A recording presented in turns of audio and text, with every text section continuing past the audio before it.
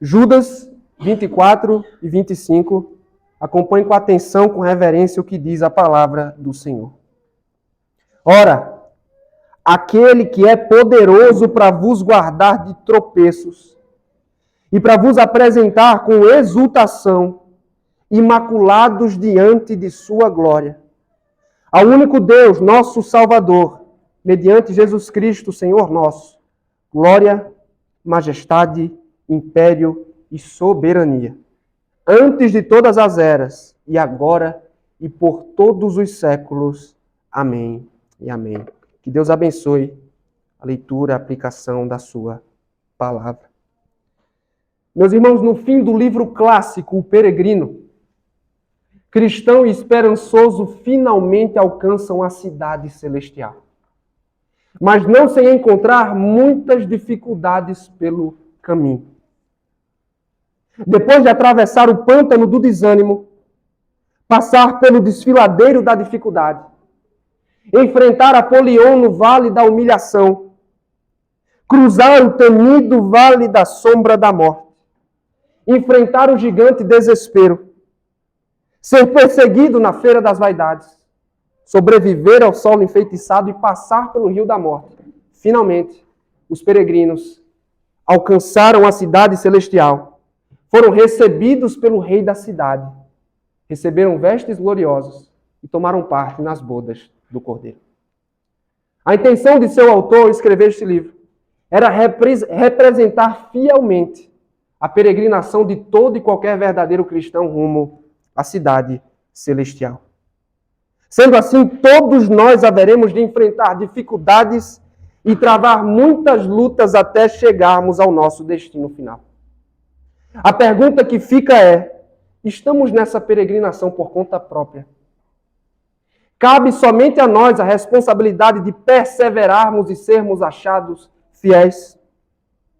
Cruzaremos os portões dos céus pela força do nosso próprio braço? E a resposta é não, queridos. É o Deus de nossa salvação, que, como fez com o cristão esperançoso, há de nos preservar e nos capacitar a nos mantermos firmes nele até o último dia. É sobre isso que nós vamos ouvir na noite de hoje. Finalmente, irmãos, nós chegamos à última pétala da tulipe. A perseverança dos santos, ou como alguns costumam chamar, uma vez salvo, salvo para sempre. E como todas as outras doutrinas que já estudamos, essa também é alvo de equívocos e distorções. E uma vez que nosso propósito é estudar a perseverança à luz do que a Escritura ensina, nós precisamos remover ou desfazer algumas das objeções que são levantadas. A primeira delas é a seguinte: a doutrina da perseverança dos santos não ensina que os cristãos estão imunes a todo perigo espiritual só por serem cristãos. Segundo, ela também não ensina que os cristãos são sempre impedidos de cair em pecado só por serem cristãos. Além disso, a perseverança dos santos não significa que todo frequentador de igreja, seja membro dela ou alguém que fez uma pública profissão de fé, está, de fato, eternamente seguro e será preservado. E por fim, e essa é a pior de todas, queridos, essa doutrina não ensina que não importa como vivemos, Deus vai nos levar ao fim de todo jeito. O que, afinal, então, ela ensina? Fazendo uso da confissão de fé, ela diz o seguinte: aqueles aos quais Deus aceitou em seu amado que é Cristo, efetivamente chamados e santificados pelo Espírito, não podem, total ou finalmente, cair do estado de graça. Eles certamente perseverarão até o fim e serão eternamente salvos. Colocando em palavras mais simples, irmãos, todos os escolhidos de Deus e a quem o Espírito concedeu fé são e serão eternamente salvos. São mantidos na fé pelo poder do Deus Todo-Poderoso e nesta fé haverão de perseverar até o fim. Por isso eu acho ainda mais apropriado chamar esse ensino de a perseverança dos verdadeiros crentes. E esta, irmãos, nada mais é do que a conclusão de todas as demais doutrinas que já vimos até aqui. Porque do princípio ao fim, a salvação é uma obra da graça de Deus. Mas precisamos perguntar nesse ponto, o que a Bíblia ensina a respeito da perseverança dos verdadeiros crentes? Nós vamos caminhar por alguns textos da Escritura que lançam luz sobre a segurança e a preservação eterna do cristão. A começar por Romanos. Abra comigo a sua Bíblia, na epístola que o apóstolo Paulo escreveu aos Romanos, capítulo 8, versos 28 a 30. Romanos, capítulo 8, do verso 28 ao verso de número 30. Porque os verdadeiros crentes perseveram, irmãos? Segundo Romanos aqui, os verdadeiros crentes perseveram porque o plano de Deus é completo. Porque o plano de Deus é completo. É assim que o apóstolo Paulo inicia essa famosa sessão sobre a segurança eterna do cristão. Acompanhe comigo, versos 28 a 30. Sabemos que todas as coisas cooperam para o bem daqueles que amam a Deus, daqueles que são chamados segundo o seu propósito. Porquanto, aos que de antemão conheceu, também os predestinou para serem conformes à imagem de seu Filho, a fim de que seja o primogênito entre muitos irmãos. E aos que predestinou, a estes também chamou. E aos que chamou, a esses também justificou. E aos que justificou, a esses também glorificou. O verso 28 nem sempre é bem interpretado, meus irmãos. O apóstolo Paulo aqui não está dizendo que todas as coisas irão bem sempre na vida do cristão. Na verdade, ele está dizendo que todas as coisas cooperam para o bem e para o cumprimento de um propósito específico na vida daqueles que são chamados por Deus. E para nossa compreensão correta do texto, precisamos fazer a pergunta: que propósito Deus tem em mente para o seu povo? É o que os versos 29 e 30 respondem. O propósito de Deus para o seu povo é a sua salvação eterna. E ele começa a sua resposta apontando para o que Deus fez na eternidade passada. Ele conheceu de antemão e ele predestinou. Começando com a primeira expressão, conhecer é um termo usado no Antigo Testamento que remete a algo muito além do que apenas conhecimento intelectual. Ele aponta para um relacionamento pessoal e amoroso. É por isso que encontramos no Antigo Testamento Deus se dirigindo a Israel com as seguintes palavras: de todas as famílias da terra, somente a vós outros vos conheci, ou vos escolhi. Ao contrário da interpretação de alguns, que dizem que aqui Deus está olhando pelo túnel do tempo para ver quem irá crer e assim determinando a salvação destes. O que, na verdade, a expressão comunica é, segundo um comentarista, a expressão é usada como um sinônimo de amar. Portanto, aqueles que conheceu de antemão é equivalente a aqueles que amou de antemão. Deus se afeiçoou, meus irmãos, e amou soberanamente alguns pecadores e, consequentemente, predestinou estes. O verbo predestinou aqui significa decidir de antemão. Ou seja, ele determinou na eternidade um propósito ou um destino para esses pecadores amados. E aí, mais uma vez, nos perguntamos que destino Deus tinha em mente. Ele respondeu já no verso 29, fazê-los conforme a imagem de seu Filho Cristo. Esse processo de transformação, ele já começou, queridos, nesta vida.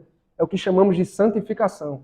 O Espírito Santo está trabalhando para já forjar Cristo em nós aqui. Mas esse processo só será plenamente completo quando Jesus Cristo vier. E embora o pecado tenha manchado a imagem de Deus em nós, Deus tem um plano E seu plano é o seguinte: apresentar uma multidão de irmãos perfeitos e puros a Jesus Cristo, assim como Ele é. E na sequência, Paulo apresenta o que muitos teólogos chamam de a cadeia de ouro da salvação, no verso 30. E aos que predestinou, percebam como as coisas estão interligadas, e aos que predestinou, a esses também chamou. E aos que chamou, a esses também justificou. E aos que justificou, também glorificou. Aqueles a quem Deus predestinou na eternidade são também chamados por Ele. É o chamado eficaz sobre o qual ouvimos na semana passada. Por meio da ação do Espírito, Deus usa a pregação do Evangelho para regenerar um pecador e capacitá-lo a crer em Jesus Cristo para a sua salvação. E estes que são chamados e trazidos por Deus à fé são também justificados. Isto é, são declarados justos diante de Deus, não por seus próprios esforços, mas pela justiça de Cristo que é acreditada e imputada na nossa conta pela fé. E este, diz o texto, perceba, a quem Deus predestinou, chamou e justificou, Ele também glorificou. Você consegue perceber que há algo curioso nos tempos dos verbos aqui? As 3 primeiras ações são ações passadas de Deus. Mas a pergunta é, por que então a última, se ainda não está plenamente realizada? Por que o apóstolo Paulo a descreveu no passado e não no futuro? Porque, irmãos, a nossa glorificação já aconteceu na mente e no plano de Deus. Ela pode ser descrita no passado, porque é um evento tão certo e tão seguro, ou seja, Deus está tão certo que irá nos glorificar, nos fará participantes de sua glória nos céus, que este evento pode sim ser descrito como algo que já tivesse ocorrido, como algo que já ocorreu. O que Paulo está ensinando aqui, meus irmãos, e eu quero que você esteja atento e guarde isso no coração, todos os que o Pai escolheu para a salvação serão levados à glória. Nenhum dos eleitos de Deus ficará pelo caminho, porque todos por quem Cristo morreu e a quem o Espírito chamou à fé serão eternamente salvos. Ninguém que começa nessa cadeia da salvação fica pelo caminho. Ele chega ao passo final, porque Deus tem um plano e Ele vai levar esse plano à frente. Seu plano não pode ser frustrado, porque Ele começa e Ele termina. A boa obra que Ele começou em nós, Ele há de terminá-la até o dia de Cristo Jesus. Por que os verdadeiros crentes perseveram, irmãos? Em primeiro, porque o plano de Deus é completo. Em segundo lugar, vá agora comigo para a primeira epístola de Pedro. 1 Pedro. Para ajudar os irmãos, você abre em Hebreus, passa Hebreus. A segunda epístola depois de Hebreus. 1 Pedro, capítulo 1, dos versos 3 ao verso 5.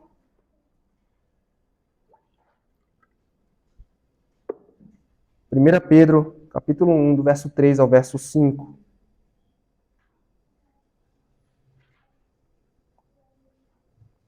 Porque os verdadeiros crentes perseveram, segundo 1 Pedro, porque Deus os preserva.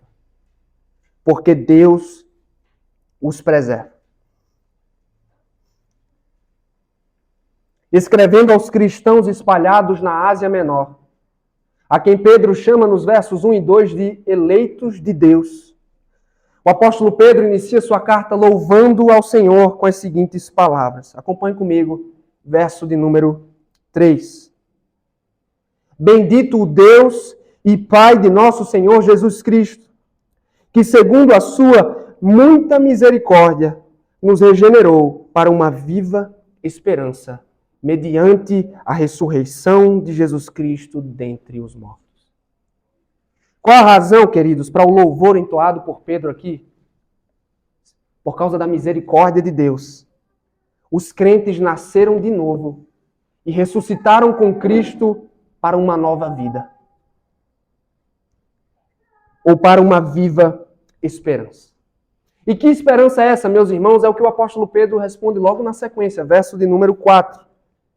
Acompanhem comigo. Para uma herança incorruptível, sem mácula, imacessível, reservada nos céus para vós outros. Mas no que exatamente consiste essa herança?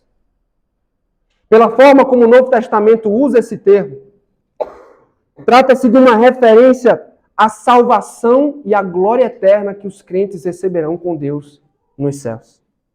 E para deixar claro que essa é uma herança totalmente diferente das heranças que os homens costumam receber, o apóstolo Pedro ele usa 3 termos que qualificam e diferenciam essa herança de todas as demais. Primeiro, essa herança é incorruptível. A traça e a ferrugem não podem corrompê-la.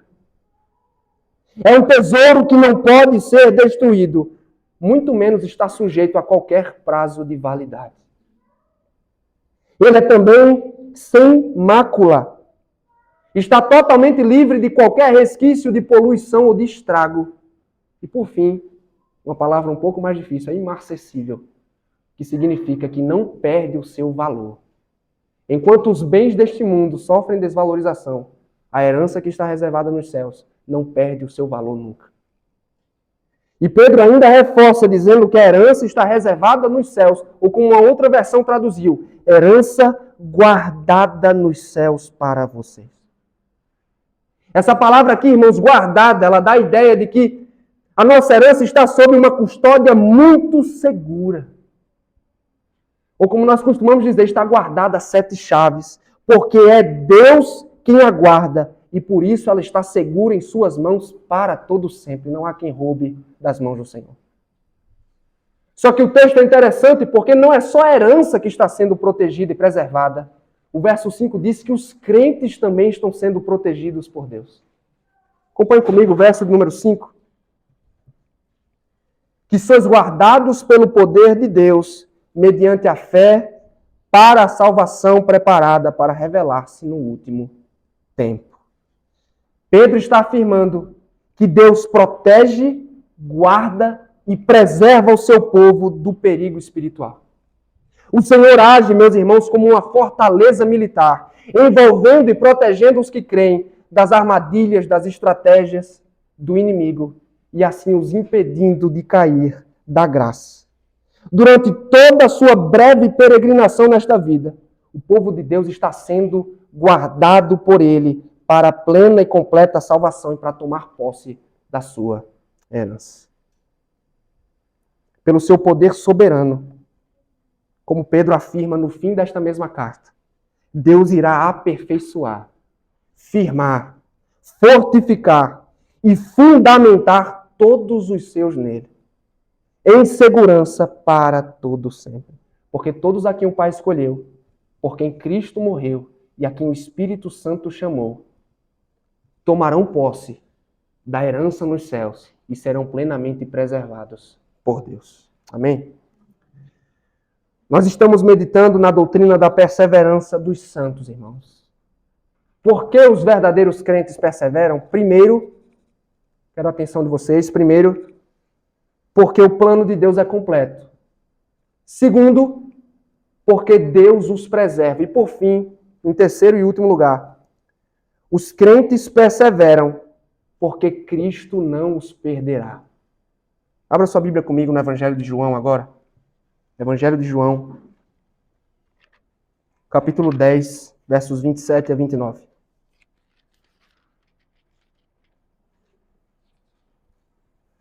João capítulo 10, dos versos 27 ao verso número 29.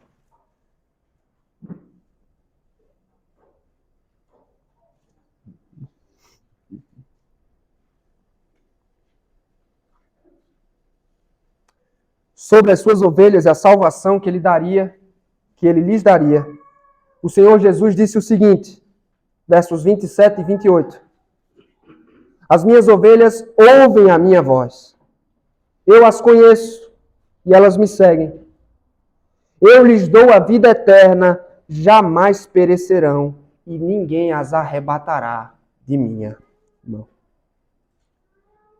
Nós já sabemos, meus irmãos, que as ovelhas aqui são todos aqueles a quem o Pai entregou a Jesus Cristo para serem salvos. Ou seja, são os eleitos de Deus. E estes são conhecidos, diz o texto, por ouvir a voz do bom pastor e o seguirem. Isso não só uma vez na vida, isso continuamente. Porque as ovelhas do bom pastor são conhecidas por o seguirem, permanecerem na fé e obedecerem à sua palavra. E o que Jesus faz em favor de suas ovelhas, ele lhes dá a vida eterna.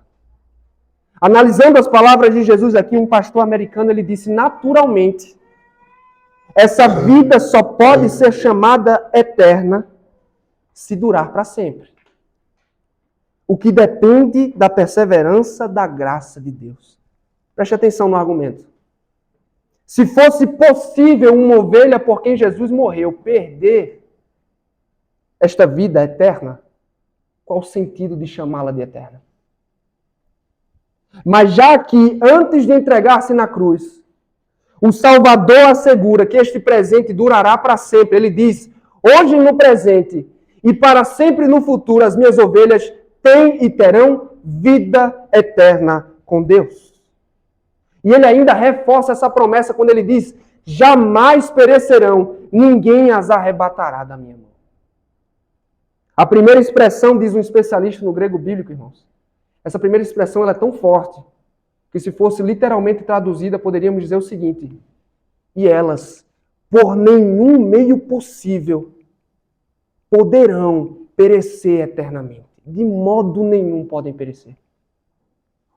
E a segunda expressão, ninguém as arrebatará de minha mão. O Salvador deixa claro que a minha, a sua segurança, não depende da firmeza com a qual seguramos sua mão, mas antes de tudo depende da firmeza com a qual ele nos agarra em suas próprias mãos. Ele guarda e protege todas as suas ovelhas para sempre. E como se não fosse o bastante, ele acrescenta no verso 29, mais um fundamento para a nossa segurança. Aquilo que meu Pai me deu é maior do que tudo. E da mão do meu Pai ninguém pode arrebatar. Citando mais uma vez um comentarista, irmãos. Ele diz assim, os crentes estão duplamente seguros. A mão do Filho e a mão do Pai agarram a fraca e frágil mão do crente. Seguram-na com tanta firmeza que ninguém será capaz de tirar o crente desse duplo aperto de mãos. E não poderia ser diferente, queridos. Porque Jesus é descrito como o autor e como um consumador da nossa fé. A esperança que ele semeou no nosso coração, ele irá consumá-la muito em breve. Foi por isso que o próprio Jesus já disse antes, e nós já estudamos esse texto. Esta é a vontade daquele que me enviou, que eu não perca nenhum dos que ele me deu, mas os ressuscite no último dia. O profeta Isaías, sobre a obra do Messias, declarou, ele verá o fruto do penoso trabalho de sua alma e ficará satisfeito. O meu servo justo, com seu conhecimento, justificará muitos, porque as iniquidades deles levará sobre si. Você sabe por que o Messias ficará satisfeito? Você sabe por que ele terá prazer no trabalho da sua alma? Porque ele vai ver, irmãos, que nenhum dos seus se perdeu. Que nenhum daqueles por quem ele deu a vida se perdeu eternamente. Vamos, antes de partir para as aplicações, irmãos, tratar duas objeções que são muito importantes, são levantadas quando tratamos essa doutrina. Primeira objeção, e essa é muito séria. As pessoas dizem, se é Deus quem nos preserva, eu posso viver minha vida de qualquer jeito. Que ainda assim eu estarei salvo? Será que você pode viver a sua vida de todo jeito, apegando-se ao ensino desta doutrina?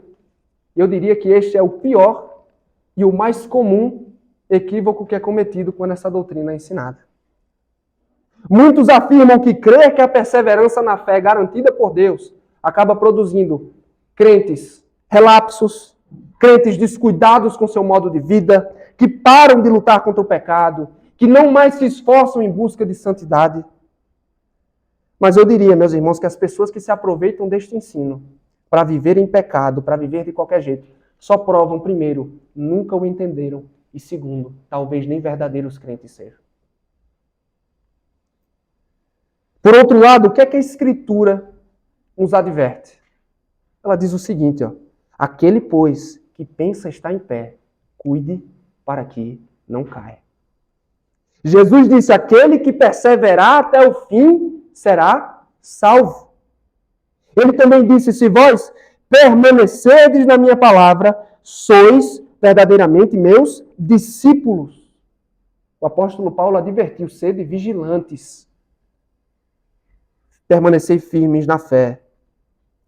Essas passagens, meus irmãos, não anulam a doutrina da perseverança dos crentes, mas elas nos advertem contra uma compreensão errada deste ensino. O fato de Deus nos preservar e nos manter seguros não significa ou não exclui a nossa responsabilidade na perseverança.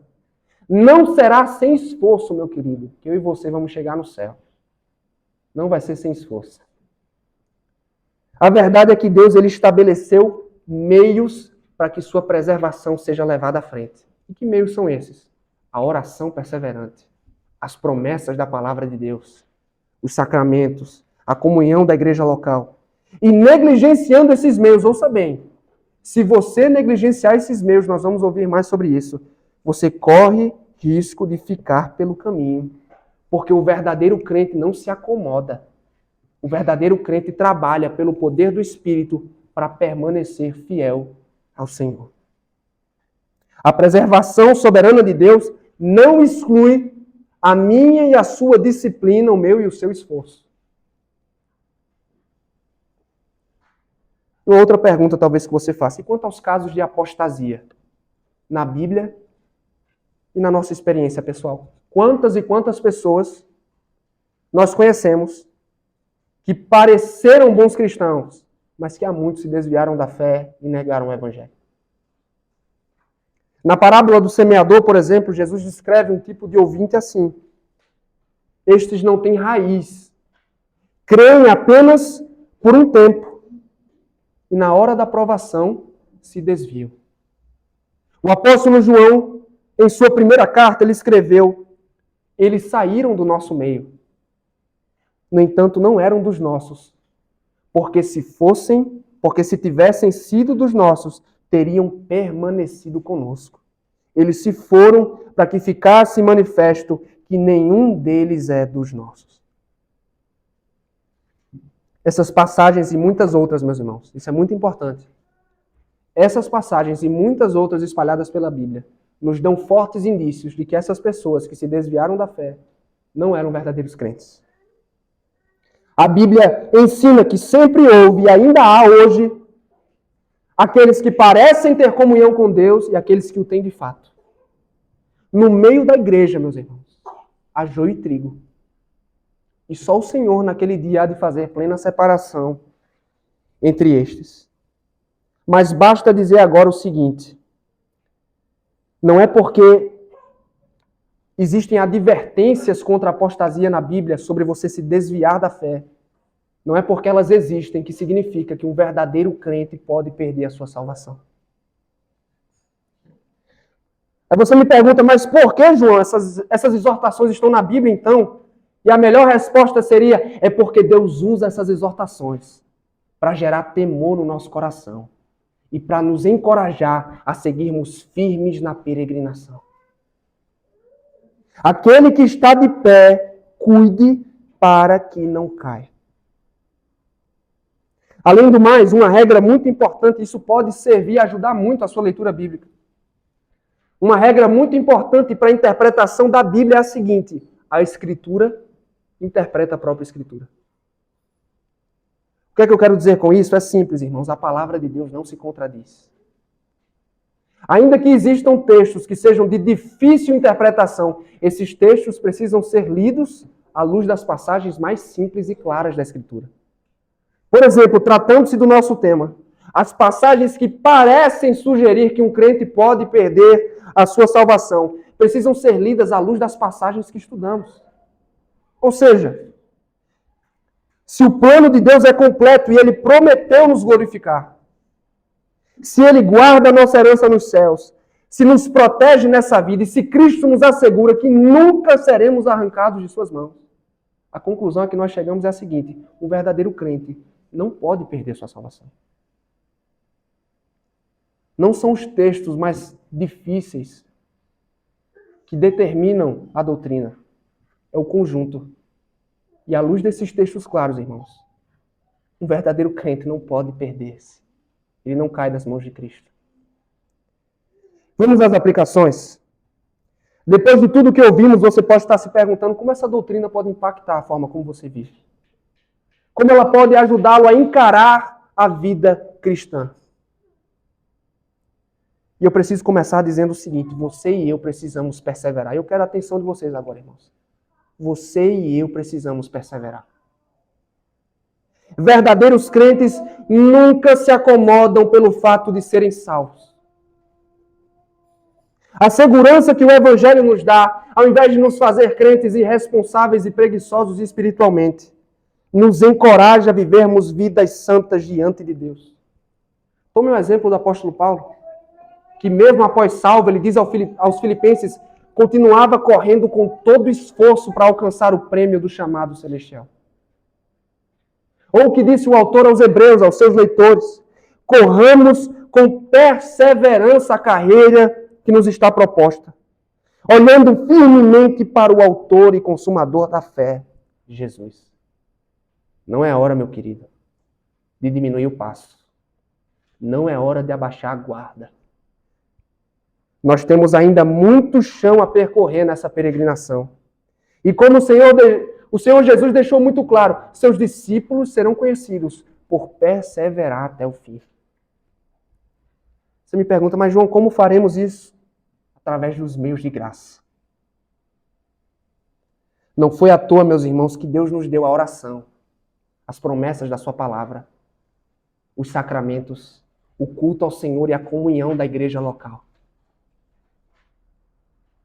Todos estes são meios poderosos pelos quais Deus nos fortalece e nos capacita a seguirmos firmes na peregrinação. Você tem feito bom uso destes meios? Você tem feito um uso sério, constante dos meios que Deus colocou à disposição? Me permita perguntá-lo, querido irmão, como anda a sua vida de oração? A negligência na oração é a receita perfeita para a frieza espiritual. Você sabia disso? Se temos tempo para todas as atividades da vida, do trabalho ao lazer, mas não temos tempo para investir em oração em secreto e em família, você corre perigo espiritual. O mesmo se aplica à palavra de Deus.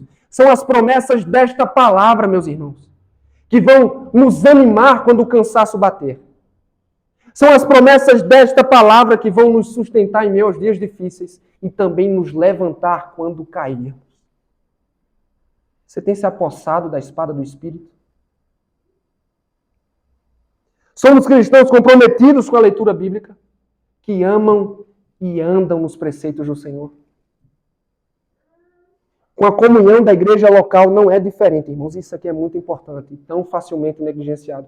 Você sabe por que o nome da doutrina é perseverança dos santos? No plural e não no singular. Porque é somente como corpo de Cristo que vamos perseverar e chegar até o fim. Porque nenhum crente chegará ao céu sozinho, mas unido no corpo. No céu não haverá nenhum cavaleiro solitário. Nenhum.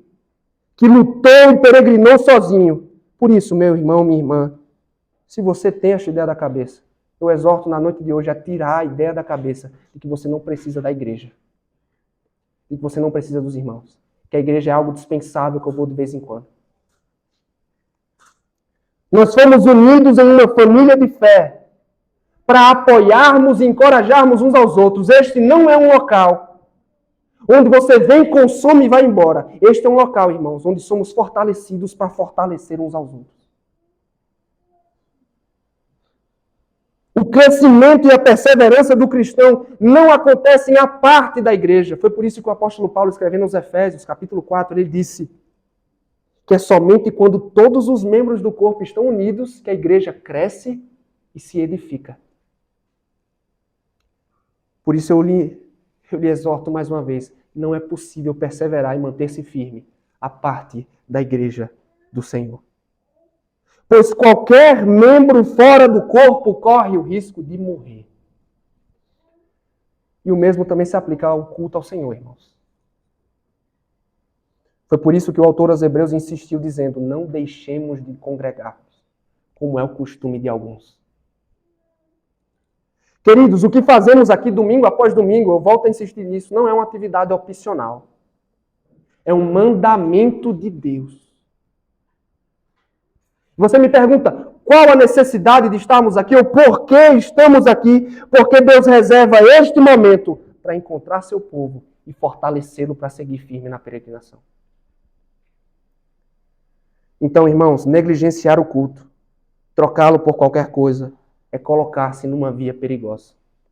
É colocar-se em perigo espiritual. Será que você se encaixa no quadro que acabei de descrever? Será que agora talvez você entenda a razão da sua frieza espiritual? Você percebe que a preguiça espiritual o coloca em risco? Se a nossa resposta é sim, irmãos, essa é a hora em que nos arrependemos diante de Deus. Nos arrependemos diante dele e nos comprometemos em usar de forma séria os meios que Deus nos deu para preservar a nossa fé. Vamos orar mais e melhor, irmãos. Vamos nos comprometer com a leitura bíblica e beber de suas promessas, tanto sozinho como em família. Vamos abraçar a igreja local, buscar amizades piedosas, relacionamentos intencionais, envolver-se com a igreja local e principalmente, irmãos, vamos amar o culto e vamos nos preparar em família para ele. A preservação de Deus, irmãos, não acontece a parte do uso dos meios de graça. E por fim, acima de tudo, Deus é o grande responsável pela nossa perseverança. É Deus, irmãos, como cantamos, Deus, somente Deus. Não são os nossos esforços, irmãos, que conquistam a glória, mas é a graça de Deus que nunca nos abandona. Até mesmo a força com a qual seguimos firmes vem de Deus. E a razão para isso é que ele prometeu terminar o trabalho que começou. Ele não vai salvá-lo por um momento, para depois lançá-lo à própria sorte. Todos os eleitos de Deus, por quem Cristo morreu, a quem o Espírito chamou à fé, serão preservados, podem descansar na certeza de que estão eternamente seguros em Cristo. Há muito a ser percorrido de fato, mas ele vai levá-lo à linha de chegada. Você ainda não é quem deveria ser, mas ele prometeu e fará.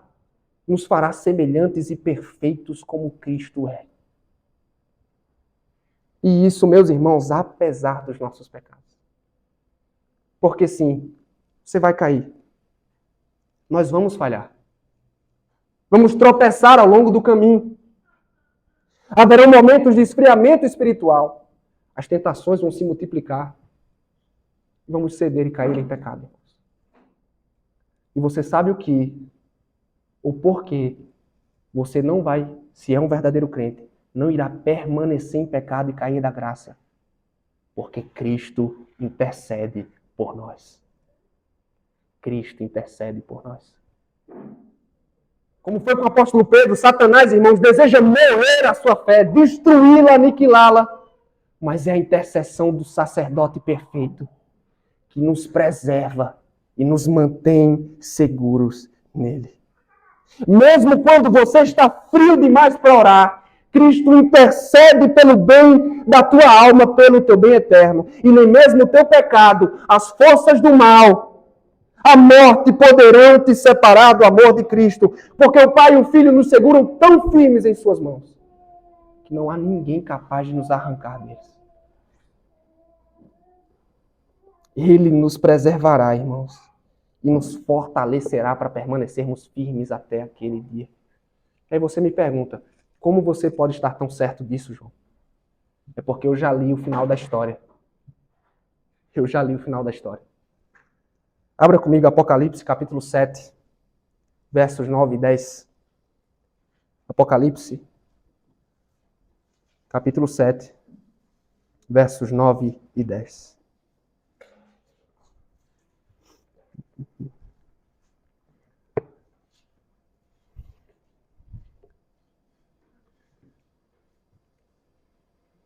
O apóstolo João escreveu no Apocalipse, ouça bem. Depois destas coisas, vi, e eis grande multidão que ninguém podia enumerar. De todas as nações, tribos, povos e línguas, em pé diante do trono e diante do Cordeiro, vestidos de vestiduras brancas, com palmas nas mãos, e clamavam uma grande voz, dizendo: ao nosso Deus que se assenta no trono, e ao Cordeiro pertence a salvação. Você sabe quem são estes, irmãos, de roupas brancas? Somos eu e você. Somos eu e você.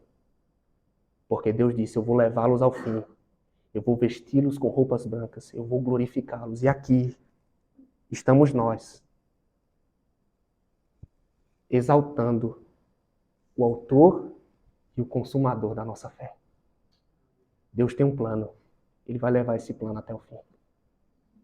No fim do livro clássico, O Peregrino, cristão e esperançoso finalmente alcançam a cidade celestial, mas não sem muita dificuldade.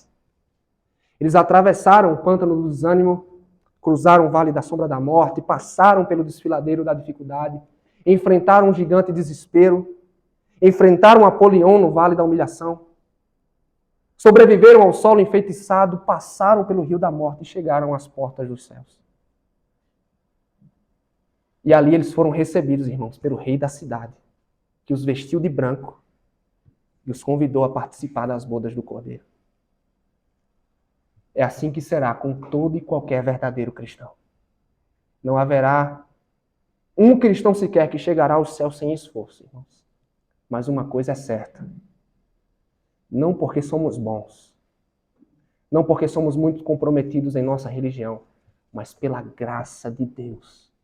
Um Deus que cumpre suas promessas, que leva os seus planos à frente. Eu e você seremos vestidos de roupas brancas também.